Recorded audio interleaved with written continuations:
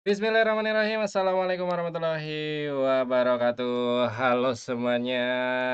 Oke, balik lagi ya bersama saya Nurul Hadi Fauzi di channel Ngapakpedia. Mohon maaf ya, ini Ngapakpedia lagi jarang banget aktif, tapi insya Allah mulai hari ini kita kembali lagi normal ya. Kita akan aktif lagi untuk berbagi informasi buat teman-teman semuanya. Ini saya aja terakhir bikin video 10 hari yang lalu, teman-teman ya. Berarti hampir 2 minggu saya off dari sosial media.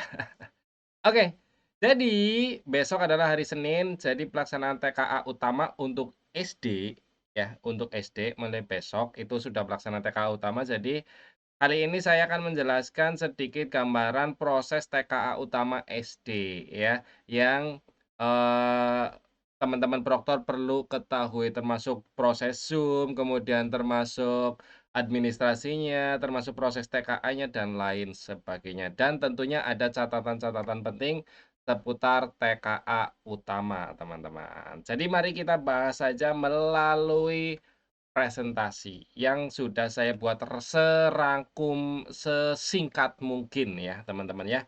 Jadi untuk proses pelaksanaan TKA utama SD, itu pertama kita harus tahu dulu jadwal TKA utamanya.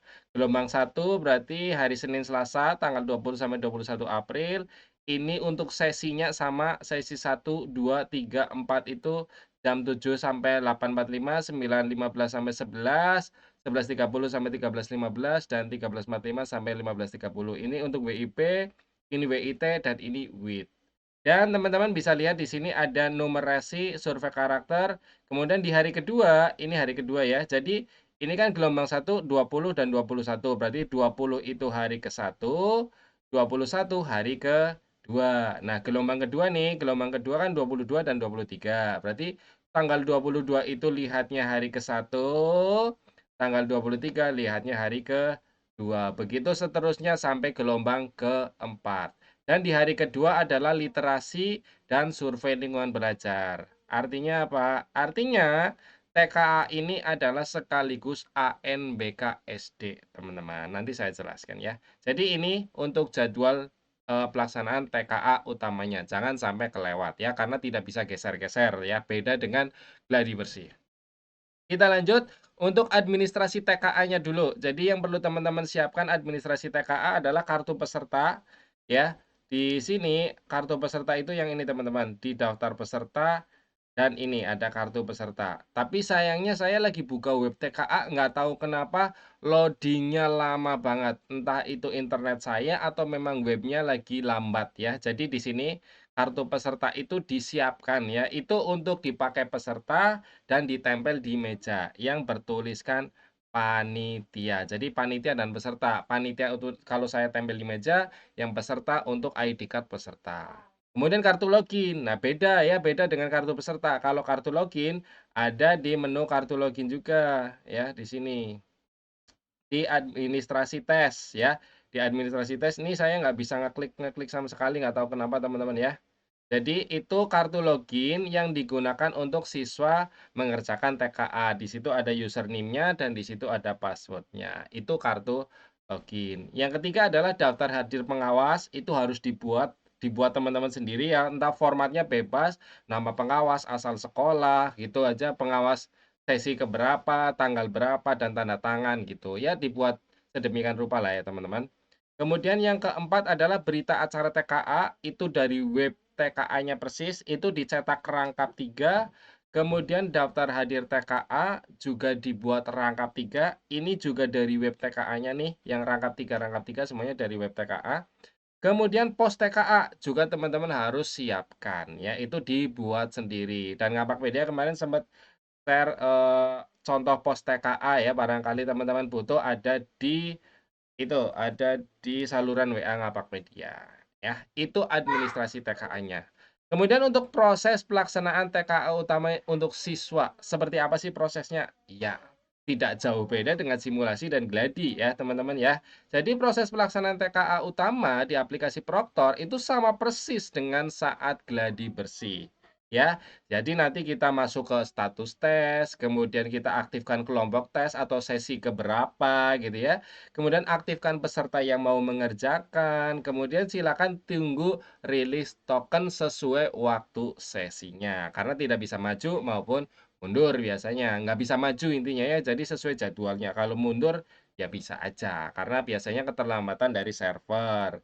Kemudian siswa proses mengerjakan TKA, ya silakan dikerjakan siswanya, kemudian selesai. Seperti itu. Dan untuk pelaksanaan di hari kedua, ya sama. Hari kedua itu sama persis dengan hari ke-1.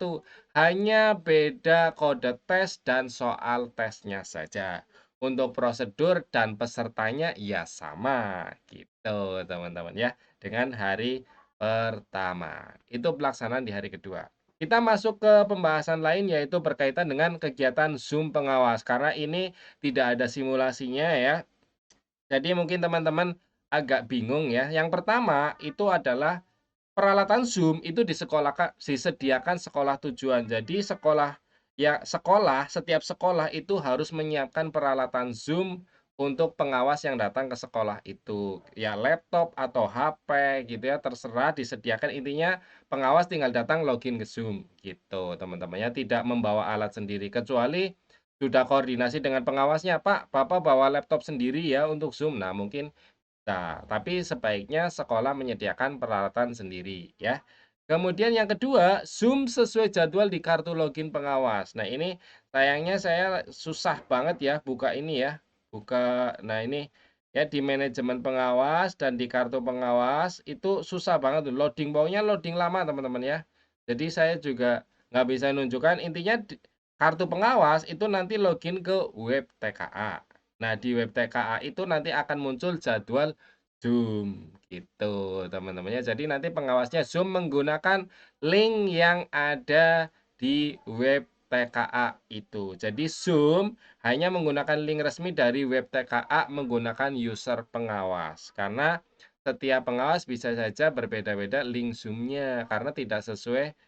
Bisa saja sesinya tidak sama gitu ya. Jadi intinya gunakanlah link Zoom yang ada di web TKA sesuai kartu login pengawasnya. Ya itu yang ketiga. Yang keempat, pengawas itu juga bergabung di grup WA pengawas penyelia. Ya, jadi ada grupnya untuk koordinasi ya di situ.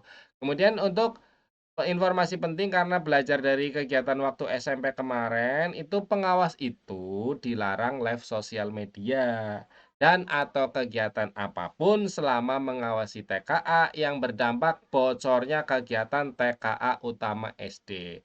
Lebih lebih sederhananya ya dilarang membawa gadget selain untuk Zoom. Jadi kalian tidak boleh membawa HP pengawasnya untuk main, untuk nanti ada yang foto-foto, live TikTok, kan kemarin ada kasus seperti itu. Nah, itu dihindari ya, teman-teman ya. Jadi, sekolah yang kedatangan itu harus diedukasi pengawasnya ya.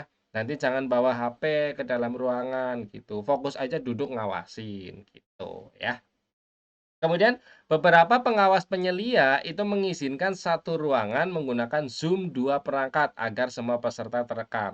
Jadi kemarin waktu SMP itu ada yang Zoom-nya menggunakan dua ID. Yang satu itu pakai HP agar pengawasnya bisa ngobrol pakai headset sederhana.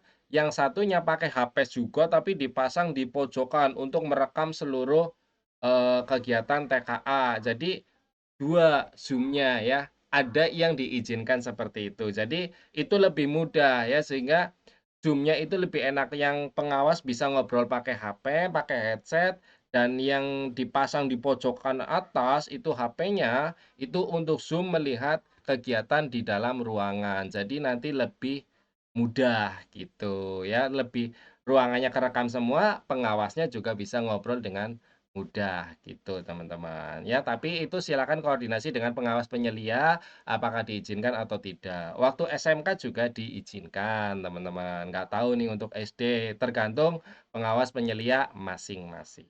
Seperti itu untuk kegiatan Zoom pengawas ya. Kita lanjut untuk catatan penting TKA utama. Ini beberapa banyak yang ditanyakan kemarin sebelum proses TKA utama berjalan ya. Yang pertama adalah berkaitan dengan pengawas. Jika berhalangan hadir, bisa diganti pengawas lain asal berkoordinasi dulu dengan pengawas penyelia dan dinas. Jadi diizinkan atau tidaknya tergantung dinas kalian masing-masing. Tentunya ya harusnya diizinkan. Kalau tidak diizinkan, ya siapa yang mau ngawasin kan gitu ya. Cuma harus diketahui. Tuh ya. Kemudian jika peserta tidak hadir, maka ditulis di berita acara ya. Siapa yang tidak hadir, nomor berapa, alasannya apa gitu ya. Dan di daftar hadir diisi alasan tidak hadirnya juga gitu teman-teman. Jadi nanti bisa mengikuti TKA susulan ya. Kalau yang memang ingin mengikuti TKA tapi berhalangan di saat itu, misalnya entah sakit atau ada hal lain gitu ya. Tapi berbeda dengan jika siswa yang membatalkan ikut TKA. Sudah ikut gladi, tahu-tahu, "Pak, saya nggak jadi ikut TKA." Nah, dengan alasan apapun misalnya ya, maka tetap ditulis di berita acara dan di daftar hadirnya juga diisi ya alasan tidak ikut TKA-nya.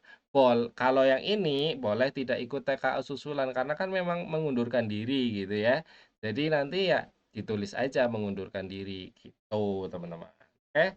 Untuk selanjutnya, hasil TKA utama ini akan menjadi sertifikat hasil TKA atau disingkat SHTKA. Tetapi tidak langsung muncul, butuh proses waktu nantinya di web TKA. Nah, hasil TKA ini juga menjadi bagian dari ANBK dan akan masuk ke rapor pendidikan satuan pendidikan tersebut. Seperti yang sudah saya sampaikan di awal, ada literasi, ada numerasi, ada survei karakter, dan ada survei lingkungan. Makanya itu kan bagian dari ANBK. Jadi hasil SHTKA ya nanti sebagai hasil ANBK satuan pendidikan kalian untuk literasi dan numerasinya. Seperti Oke, jadi itu penjelasannya teman-teman untuk panduan di aplikasi Proktor. Saya yakin kalian udah mahir ya di web TKA-nya juga sudah ada. Saya hanya menjelaskan sedikit apa-apa yang penting saat TKA utama nanti yang berbeda dengan gladi bersih maupun simulasi. Gitu teman-teman ya. Terima kasih itu saja dari saya dan selamat bertugas buat teman-teman Proktor di SD. Semoga TKA utamanya berjalan dengan lancar. Tetap tenang, santai, serius, tapi nanti akan selesai. Gitu teman-teman ya. Terima kasih, sampai jumpa lagi di video-video berikutnya. Saya akhiri, salam satu nusa, salam satu bangsa, salam satu bahasa, salam satu data. Salam terakhir, salam Ngapakpedia. Wassalamualaikum warahmatullahi wabarakatuh. Terima kasih.